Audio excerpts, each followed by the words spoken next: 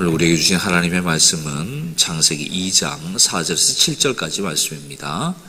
창세기 2장 4절에서 7절까지 말씀입니다.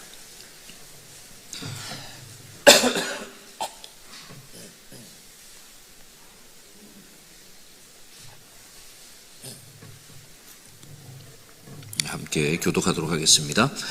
이것이 천지가 창조될 때에 하늘과 땅의 내력이니 여호와 하나님이 땅과 하늘을 만드시던 날에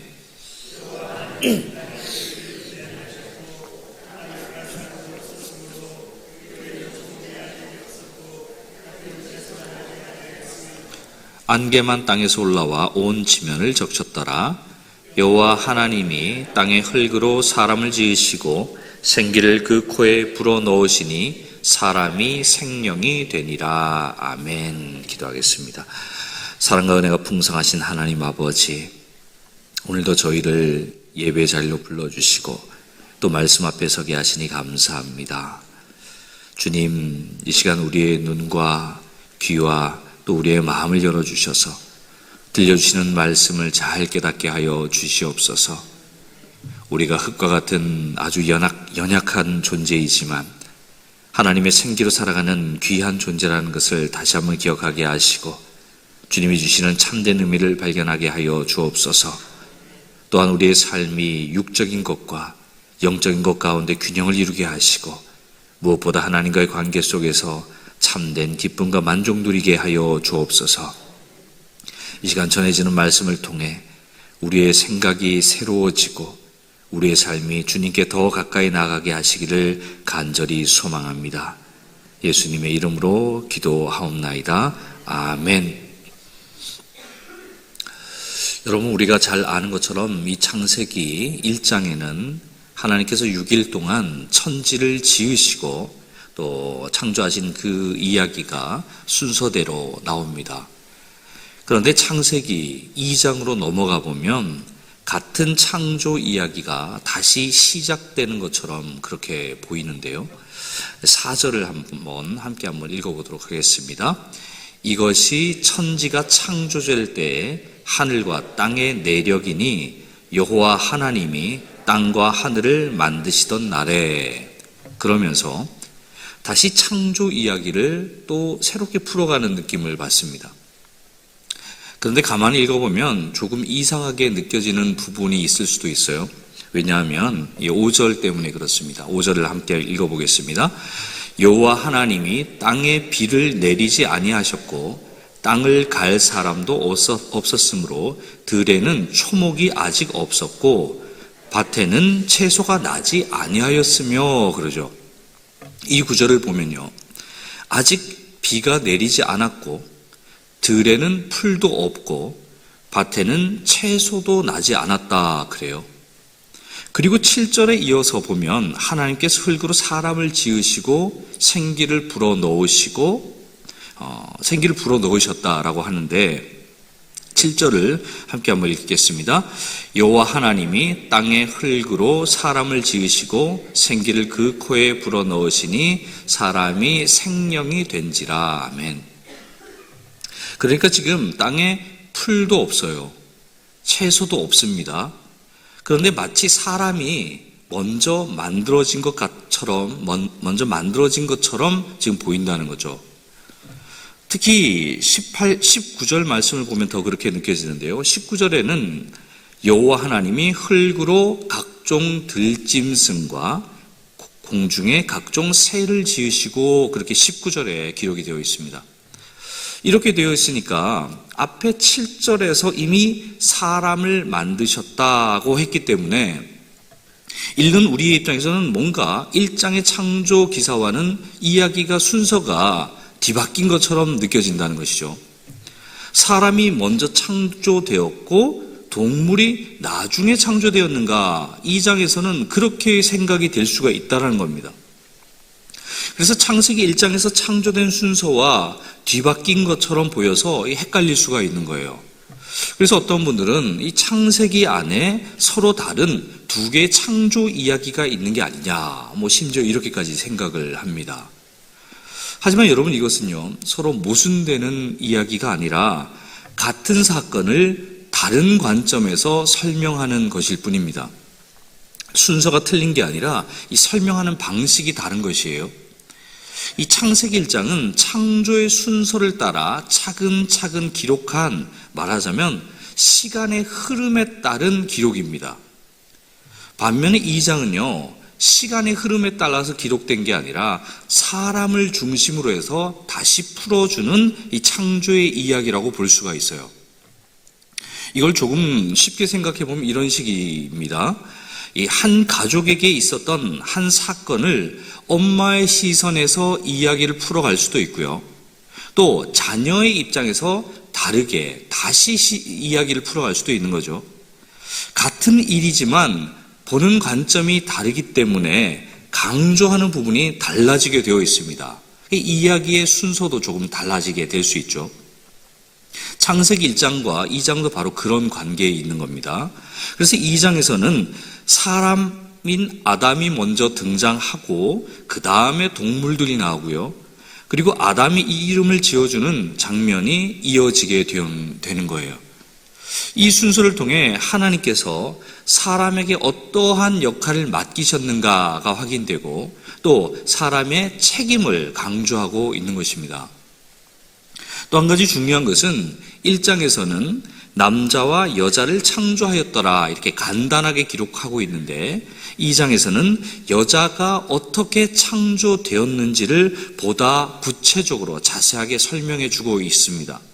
하나님께서 왜 여자를 만들었는지, 사람이 혼자 사는 것이 좋지 않다고 보시고 어떻게 돕는 배필을 아담에게 주셨는지를 구체적으로 설명하고 있는 게 2장입니다.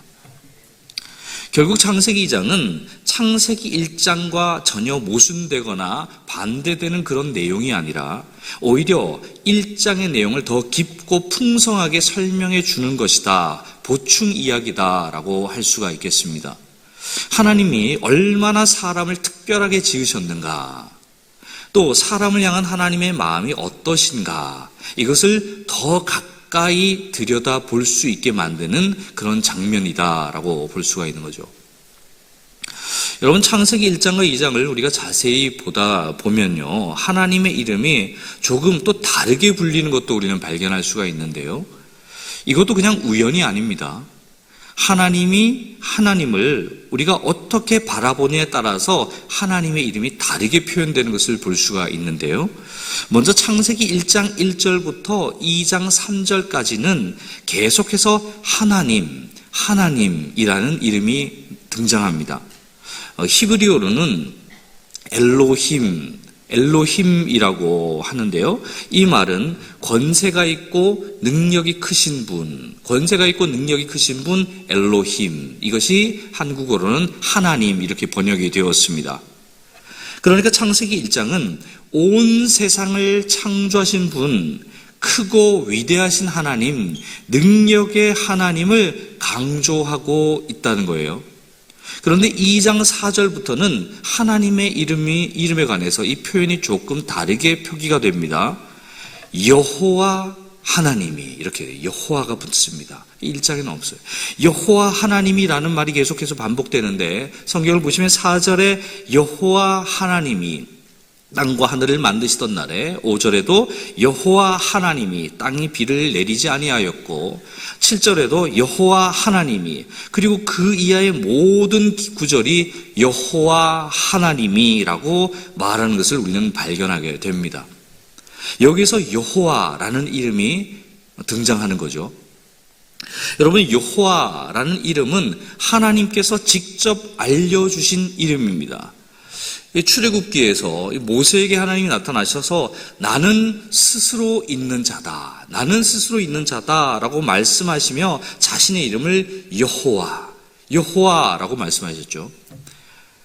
이 여호와라는 이름에는 아주 중요한 의미가 담겨져 있는데요. 스스로 존재하는 하나님, 그리고 죄인을 위해 한없는 그 구원을 무조건적으로 먼저 베풀어 주시는 하나님, 자기 백성과 언약을 맺으시고 끝까지 사랑하시는 하나님이라는 뜻이 담겨져 있습니다. 여기에 바로 여호와. 또 성경에는 아도나이라는 이름도 나와요. 하나님 부를 때 아도나이. 이것은 주님이라는 뜻인데요. 하나님과 하나님이 사랑하시는 우리 인간 사이의 관계를 보여주는 이름이 바로 아도나이라는 이름입니다. 아도나이.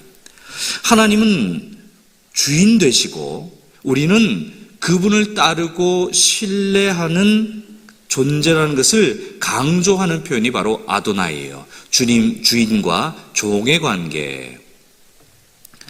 하나님과 우리의 사이의 관계는요, 아주 엄격하면서도 신뢰가 넘치는 주인과 종의 관계라는 것을 강조하는 이름이 바로 아도나이입니다. 주인이 종을 마음대로 부려먹고 종은 주인이 시키는 대로 하는 그런 관계가 아니라 서로 상호 간에 깊은 신뢰가 있기에 종은 주인을 따르고 주인은 종을 존중하면서 함께 종과 함께 걸어간다. 그런 의미의 신뢰의 차원에서, 관계의 차원에서 이게 아도나이라고 부르는 겁니다. 주님, 주인 되십니다. 이런 의미죠. 이렇게 보면 하나님을 부르는 이름이 여러 가지가 성경에 등장하고 있는데 그 중에 중요한 칭호가 오늘 살펴본 엘로힘, 여호와, 아도나이 이렇게 부를 수가 있습니다. 우리말로는 이것을 번역하기에 엘로힘은 여호와, 하나님, 여호와는 여호와, 아도나이는 주님 이렇게 번역이 되어 있습니다. 그 다음에 왜 창세기 1장에서는 엘로힘 하나님을 사용하고 2장에서는 여호와 하나님을 사용하고 있을까? 궁금증이 생길 수도 있죠. 이유가 있는데요. 1장은요, 온 우주를 창조하신 전능하신 하나님을 우리에게 보여주기 위해서, 그 전능하신 하나님을 드러내기 위해서 엘로힘, 하나님이라는 이름을 사용한 겁니다. 크고 위대하신 창조주 하나님을 강조하고 있는 거죠. 그런데 2장으로 오면 이야기가 좀 달라져요. 하나님이 사람을 지으시고 그 사람과 어떤 관계를 맺으시는지, 또 사람을 어떠한 삶의 자리로 보내시고 언약을 새로 세우시는 모습들이 그려집니다. 그래서 2장에서는 여호와 하나님이라는 이름이 사용되는 겁니다. 능력의 하나님이면서 동시에 우리와 약속을 맺으시는 하나님, 끝까지 책임지시는 하나님이라는 것을 보여주기 위해서 여호와 하나님이라는 이름을 사용해요. 여러분, 이게 중요합니다. 하나님은요, 단지 세상을 만드신 분으로 끝나는 게 아니에요. 세상을 만들었다. 크고 놀랍고 위대하신 전능하신 하나님이다. 거기서 끝나는 게 아니라 자신이 만드신 인간과 관계를 맺으시고 우리의 삶으로 깊이 들어오셔서 우리와 함께 하시는 분이라는 것을 여호와 하나님, 자신의 사랑을 베푸시며 끝까지 책임지시는 스스로 있는 하나님이라는 사실을 계속 보여주고 있는 것이죠. 창세기 2장은 바로 그 사실을 아주 구체적으로 보여주고 있다는 겁니다. 그래서 창세기 2장 7절을 다시 한 번만 더 읽어보겠습니다. 여호와 하나님이 땅의 흙으로 사람을 지으시고 생기를 그 코에 불어넣으시니 사람이 생명이 된지라 그럽니다. 사람이 생명이 된지라. 여러분, 하나님은 인간을 흙으로 만드셨습니다. 여기서 말하는 흙은 그냥 단순한 흙이 아니라 땅의 티끌, 땅의 먼지와 같은 아주 보잘것없는 것을 의미해요. 창세기 1장에서는 인간이 하나님의 형상대로 지음을 받은 아주 존귀한 존재라는 것을 발견하게 되는데 2장에 오면 그 존귀한 사람이 바로 어디에서 만들어졌느냐, 그 재료가 뭐냐, 티끌, 먼지와 같은 것에서 만들어졌다라고 하는 거죠. 존귀한 사람인데 먼지와 티끌, 아주 보잘것없는 재료를 통해서 만들어졌다는 거예요. 그렇다면 여러분, 왜 하나님은 이렇게 아주 하찮고 보잘것없는 재료로 사람을 지으셨을까요? 여러분, 인간은 하나님 앞에서 스스로 대단한 존재가 아닙니다. 우리의 시작은 아주 작고 보잘것없는 그런 티끌 같은 존재에 불과합니다. 그러나 중요한 것은 그런 우리에게 하나님의 손길이 더해졌다는 것이죠. 하나님의 능력이 손길이 우리를 생명되게 하셨다라는 것입니다. 하나님께서 그 티끌과 먼지 같은 것으로 사람을 빚으시고 그 코에 생기를 불어넣으셨습니다. 생기라는 말은 생명의 호흡이라는 말이 생기죠. 하나님께서 직접 생명의 숨을 불어넣으시니까 그저 먼지와 티끌과 같은 존재가 살아있는 존재가 된 것입니다. 성경은 이것을 뭐라고 얘기하냐? 사람이 생명이 되었다라고 이야기하는 거죠. 여기서 생명이라는 말은 히브리어로 네피시 하야라는 단어인데요. 쉽게 말하면 숨쉬는 살아있는 존재가 되었다라는 뜻입니다. 하나님이 호흡을 주셨기 때문에 비로소 사람이 생명이 있는 존재가 되었다는 거예요. 그런데 여기서 더 한 가지 생각해 볼 게 있는데요. 사실 사람만 흙으로 지어진 것이 아닙니다. 2장 19절을 보면요. 들짐승과 공중의 새들도 하나님께서 흙으로 지으셨다라고 말해요. 2장 19절 한번 상반절을 함께 한번 읽어보겠습니다. 2장 19절 상반절요. 네, 성경에 여호와 하나님이 흙으로 각종 들짐승과 공중의 각종 새를 지으시고 그러죠. 그러니까 재료만 보면요. 사람과 동물은 다 같은 흙으로 만들어진 존재예요. 다른 재료로 만들어진 게 아닙니다. 그렇다면 여러분, 사람과 동물은 무엇이 다를까요? 바로 하나님께서 사람에게 생기를 불어 넣으셨다라는 거예요. 사람에게만. 하나님이 직접 생명의 호흡을 주셨던 이 사실이 사람을 특별한 존재로 만드는 것입니다. 여러분, 우리는 티끌과 같은 존재이지만 동시에 하나님의 숨결이 들어간 그런 존재예요. 그래서 우리는 스스로 자랑할 수 없지만 하나님 안에서 존귀한 존재로 살아가는 사람들인 거죠. 여러분, 여기서 또 다른 것들을 생각해 볼 수 있는데, 들짐승과 공중의 새들도 흙으로 지어졌고 분명히 살아있는 존재가 되었잖아요. 그런데 성경을 보면 사람에게서처럼 하나님께서 생기를 불어넣으셨다라는 표현은 안 나오거든요. 들짐승과 공중의 새들도, 그들도 살아있는데 생기는 불어넣지 않으셨어요. 그렇다면 뭐가 다를까요? 사람과 동물은 모두 살아있다는 점에서는 다 같지만 그 살아있음의 내용이 다르다는 거예요. 살아있음의 내용이. 사람은 하나님의 숨결이 그 안에 들어가면서 생명이 시작된 존재예요. 여기 분명한 이유가 있습니다. 하나님께서 사람을 동물과는 완전히 다르게 질적으로 구별된 존재로 지으셨다는 건데요. 전통적으로 성경에서 이 숨이라고 할 때 히브리어로 루아흐라는 단어를 사용해요. 이 말은 바람이라는 그런 뜻도 있는데 많은 경우 영이라는 의미로 사용됩니다. 스피릿, 그런 의미예요. 다시 말하면 하나님께서 사람에게는 단순한 생명이 아니라 영을 주셨다는 겁니다. 영. 그래서 사람은 단순히 살아서 움직이는 그런 존재를 넘어서서 하나님과 친밀하게 교통할 수 있는 영적인 존재가 되었다라는 것이죠. 우리는 하나님을 생각할 수도 있고요. 하나님께 기도할 수도 있고요. 하나님을 예배할 수 있는 영이 있는 특별한 존재로 지으셨다라는 것입니다. 이것이 인간이 동물과 다른 점이죠. 그래서 여러분, 인간은 참 특별하고 독특한 존재입니다. 한편으로는 흙으로 지어진 육적인 존재이죠.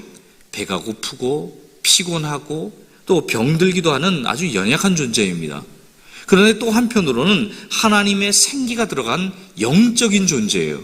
하나님을 찾고 하나님을 사모하고 하나님과 관계를 맺을 수 있는 이 땅에서의 유일한 존재가 바로 우리입니다.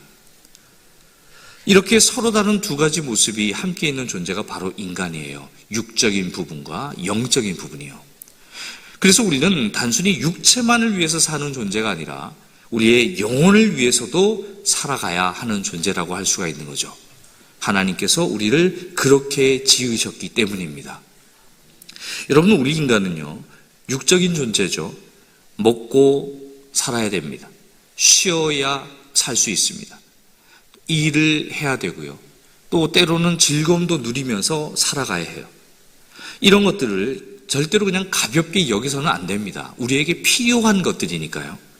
몸이 지치고 마음이 메마르면 우리의 삶 자체가 무너지고 힘이 들 수가 있기 때문입니다. 하나님께서 우리를 이렇게 육체를 가진 존재로 지으셨기 때문에 우리는 육적인 필요를 채우는 것이 대단히 중요합니다.